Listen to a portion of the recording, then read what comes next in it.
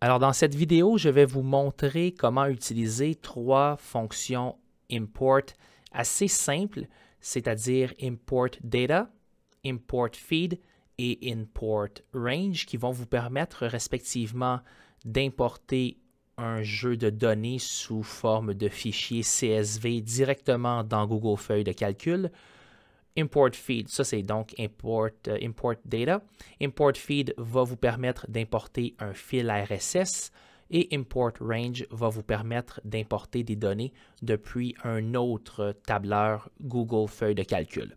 Alors, tout ça est assez simple, mais sachez qu'il y a parfois des caractéristiques, des critères différents que vous pouvez inclure dans votre syntaxe. Par exemple, dans le cas d'import feed, on peut par défaut importer tout le fil RSS, tout le contenu d'un fil RSS, mais on peut également inclure un opérateur, un élément pour préciser le nombre d'articles les plus récents qu'on veut importer. Par exemple, si on ne veut importer que les 5 derniers articles qui ont été publiés. Alors, je vous invite à regarder cette vidéo, mais à également lire la documentation officielle de Google pour ces trois fonctions. Alors, commençons avec la première, import data ou import data, dépendamment de comment vous préférez le prononcer en anglais. On a ici ce jeu de données du gouvernement fédéral, en fait, qui se trouve sur le site de données ouvertes du gouvernement fédéral, mais c'est un jeu de données du gouvernement de la Nouvelle-Écosse. Et on a ici Tourisme Nouvelle-Écosse, Aéroport Stanfield d'Halifax, les embarquements. Donc, c'est bon. Ce qu'on veut faire, c'est venir ici, et là, j'ai déjà fait le petit test. Donc, pour ce qui est de ce jeu de données ici, Tourisme Nouvelle-Écosse, emplanement à l'aéroport Stanfield d'Halifax, c'est un CSV. Si je clique sur Explorer avec le bouton gauche et que je clique sur le bouton avec le bouton de droite sur Aller à la ressource, je peux copier l'adresse du lien et là, j'ai le lien direct vers le document CSV. Donc, plutôt que de télécharger le document et le réimporter dans Google Feuilles de calcul, je peux l'importer directement. Et l'avantage, c'est que si ce document-là est mis à jour, mais avec la même adresse URL, normalement, je devrais pouvoir le rapporter. Alors, on va revenir ici dans la feuille Import Data, la cellule A1, et là, je vais écrire égal Import Data. Et tout comme pour Import HTML, je vais mettre les guillemets anglais. Et cette fois-ci, je ne fais que mettre les parenthèses. Donc, très simple à utiliser. Et on a donc le jeu de données qui a été importé. Assez simple. Second exemple, cette fois-ci pour Import Feed. On va venir ici sur les fils de nouvelles RSS de Radio-Canada. On a information, on a les thématiques.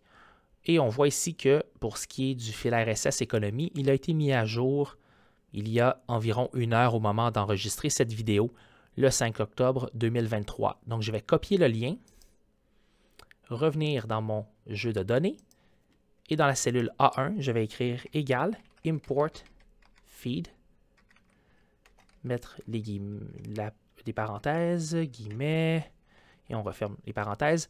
Et donc là, par défaut, je vais importer l'ensemble du contenu de ce jeu de données RSS, mais on pourrait ajouter d'autres éléments dans notre syntaxe pour préciser, là, par exemple, qu'on ne veut que les 5 derniers articles.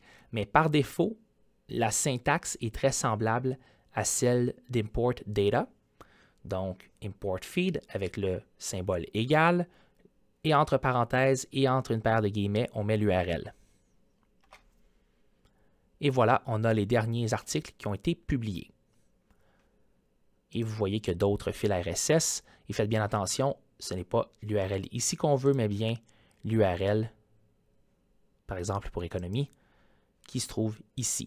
Et voici ce dont a l'air un fil RSS là, formaté en XML, somme toute.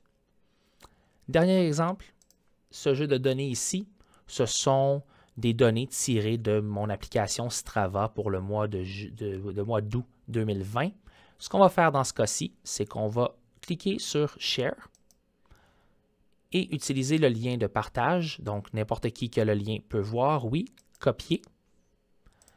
Et là, je veux importer, disons, de A1 à F20 parce que je ne veux pas là, mes activités à partir du 21 août. Donc, ce que je vais faire, c'est venir ici, import range. Je vais écrire la formule, la fonction, import range, parenthèse, guillemets, guillemets, point virgule. Là, on a besoin d'un deuxième élément dans notre argument. Et cette fois-ci, on veut aller sur la feuille qui est ici. Donc, on peut renommer, juste pour copier son nom. Je vais mettre le nom de la feuille. Je vais mettre un point d'exclamation pour dire que je veux cette feuille. Et j'ai dit A1 à F20. C'est bien ce qu'on voulait, F20, voilà.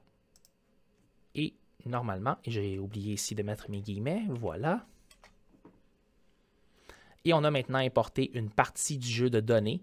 Donc, partie range en anglais, qui veut dire un intervalle.